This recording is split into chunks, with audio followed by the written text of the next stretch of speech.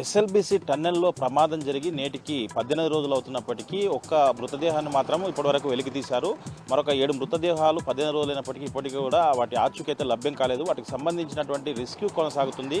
11 బృందాలు నిరంతరంగా పనిచేస్తున్నప్పటికీ 7 మంది ఆచూకీ మాత్రం లభ్యం కాలేదు. దీనికి సంబంధించినటువంటి ఆపరేషన్ ఎప్పటికప్పుడు జరుగుతుందని చెప్పినప్పటికీ కూడా ప్రభుత్వం అయితే పూర్తిగా దీనిపైన అంటే ఈరోజు ఉత్తమ్ కుమార్ రెడ్డి మొన్న 3 రోజుల క్రితం చెప్పింది ఏంటంటే ఇక్కడికి వచ్చి మీడియాతో మాట్లాడేటప్పుడు ఈరోజు ఖచ్చితంగా సీఎం స్థాయిలో ఒక రివ్యూ ఉంటుంది హైదరాబాద్లో కానీ ఇక్కడ కానీ ఇక్కడికి కూడా వస్తానని చెప్పారు. కానీ ఈరోజు రివ్యూ అలాంటిది ఈ సంఘటనపై ఎలాంటి రివ్యూ జరపలేదు. దీనికి సంబంధించి అంటే ఇంతకన్నా పెద్ద సమస్య రాష్ట్రంలో ఏముందని చెప్పేసి కూడా పలువురు ప్రశ్నిస్తున్న పరిస్థితి కనిపిస్తూ ఉంది. దీనికి తోడుగా అంటే రివ్యూ పెట్టకపోవడం వెనుక అంతర్యం ఏంటని చెప్పేసి కూడా పలువురు అభిప్రాయపడుతున్నటువంటి పరిస్థితి కూడా కనిపిస్తూ ఉంది.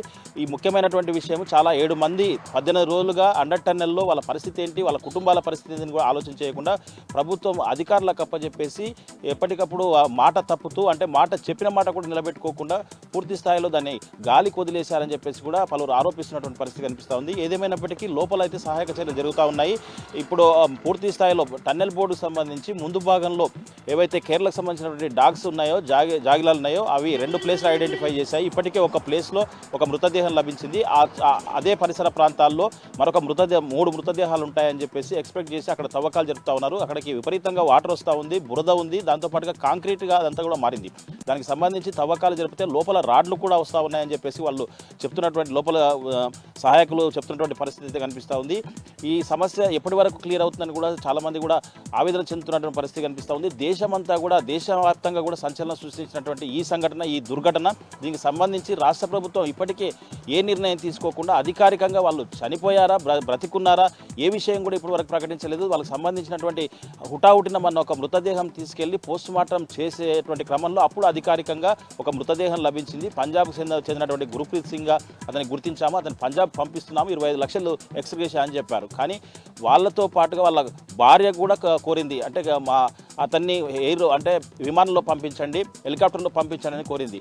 అయితే ప్రభుత్వం దానికి అంగీకరించకుండా అట్లా పంపించడం కుదరదని చెప్పేసి రోడ్డు మార్గాన పంపించింది. దానికి తోడుగా ఇప్పటికీ ఇంకా 7 మృతదేహాలు లోపలే ఉన్నాయి. వాళ్ళ పరిస్థితి, వాళ్ళ కుటుంబాలు తల్లడిల్లుతూ ఉన్నారు. ఇప్పటికీ ప్రయత్నం అయితే చేస్తూ ఉన్నారు అధికారులు. కానీ ప్రభుత్వం మాత్రం ఒకవైపుగా ఈరోజు దానిపైన ఒక ప్రకటన వస్తూ ఉందని చెప్పేసి అందరూ ఎదురు చూశారు. దానిపైన రివ్యూ పెడతానని చెప్పి స్వయంగా ఉత్తమ్ కుమార్ రెడ్డి మంత్రి చెప్పినటువంటి పరిస్థితి. కానీ ఈరోజు రివ్యూ లేదు, ఆ ప్రకటన లేదు. ఎందుకు రివ్యూ పెట్టలేదని కూడా దాని మీద అసలు ఒక ప్రకటన కూడా చేయలేదు. అంటే అసలు ప్రభుత్వం నిజంగా కూడా దీనిపైన నిర్లక్ష్యంగా వ్యవహరిస్తుందని చెప్పేసి కూడా పలువురు ఆరోపిస్తున్నటువంటి పరిస్థితి కనిపిస్తుంది. ఏదేమైనప్పటికీ ఆ మృతదేహాలు త్వరగా రావాలి అని చెప్పేసి కూడా ప్రతి ఒక్కరు కోరుకుంటున్నటువంటి పరిస్థితి ఇక్కడ కనిపిస్తూ ఉంది.